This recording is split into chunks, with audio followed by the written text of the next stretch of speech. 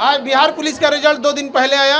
हम लोग की कोशिश थी कि ज़्यादा से ज़्यादा बच्चों को हम लोग यहाँ लाएं और जितने बच्चे ऑनलाइन ऑफलाइन में पढ़े थे उन लोगों को हम लोग बताया कि आप लोग संस्था में आइए। आज आप लोग को हम लोग बड़ा अच्छा लगता है, हम अपने हाथ से वर्दी दें। लगभग 12,000 से ज़्यादा बच्चे आए, ऐसे ऐसे लगभग 20 हॉल भरे हुए हैं और आज अपने हाथ से उन्हें वर्दी देंगे, भोजन कराएंगे, मेडल देंगे और इन लोग को 2 शपथ दिलाते हैं कि सैलरी से 4 गुना से ज़्यादा बिजनेस करके कमा लो ताकि रिश्वत मांगने की जरूरत ना हो और दहेज छोटा लगने लगे, दहेज ना लेना पड़े।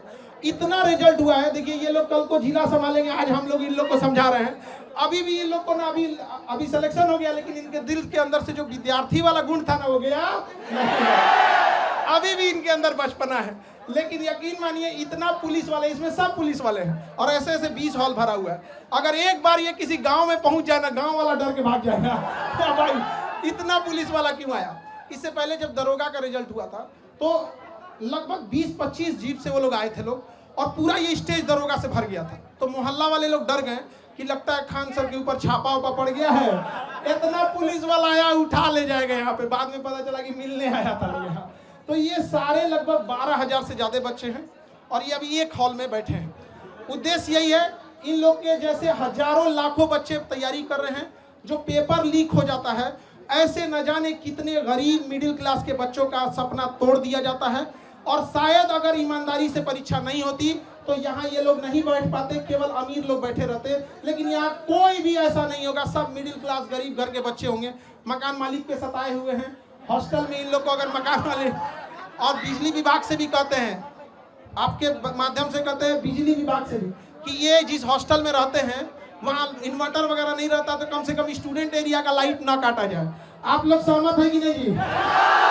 स्टूडेंट एरिया का 2-2 घंटा लाइट काट देता है, ऐसा कहता है कि दुनिया भर में बिजली दे रहे हैं। यहाँ पे मंगल ग्रह पे बिजली सप्लाई करेगा, पहले विद्यार्थी के देते बिजली यहाँ पे। लेकिन जिस तरीके से अब नीट का भी पेपर लीक हुआ था,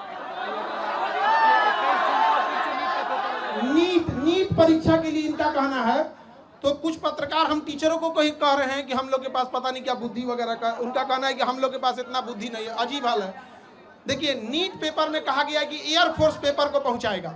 अच्छी बात है, आप इनिशिएशन ले रहे हैं, लेकिन समझिए मलेरिया की बीमारी में टाइफाइड का इंजेक्शन नहीं मारा जाता है।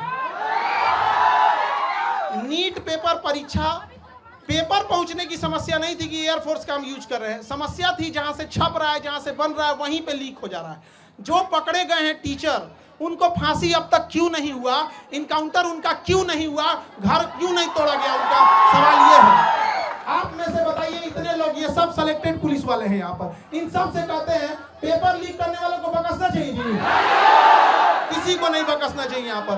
और अगेन सरकार प्रयास कर रही है, एयरफोर्स भी इसमें ला रही है। बट समझिए ध्यान से, एयरफोर्स क्या करेगी? पेपर तो नहीं छापेगी, एयरफोर्स ट्रांसपोर्टेशन का काम करेगी, हेलीकॉप्टर से ड्रॉप कर देगी। लेकिन जहां से छप रहा है उन बेईमानों को जब तक सजा नहीं देंगे, ऐसे ही गरीब घर के बच्चों का हक मारा जाएगा। और जब तक हम लोग हैं, हम लोग के पास एक ही शिकायत रहती है गवर्नमेंट से कि भैया पेपर तो ईमानदारी से ले लो यार, हम आपसे क्या मांग रहे हैं। ये बच्चे कुछ नहीं मांगते, ईमानदारी से पेपर मांगते हैं। अगर परीक्षा टाइम से हो, देखिए अभी एनटीए को गरिया रहे थे लोग, एनटीए का एक अफसर है, वो कह रहा है कि पेपर लीक नहीं हुआ है, कुछ क्वेश्चन बाहर आ गए हैं। ये अगर हॉस्पिटल में रहता तो कहता है मरीज मरा नहीं है, सांसें बंद हो गई हैं।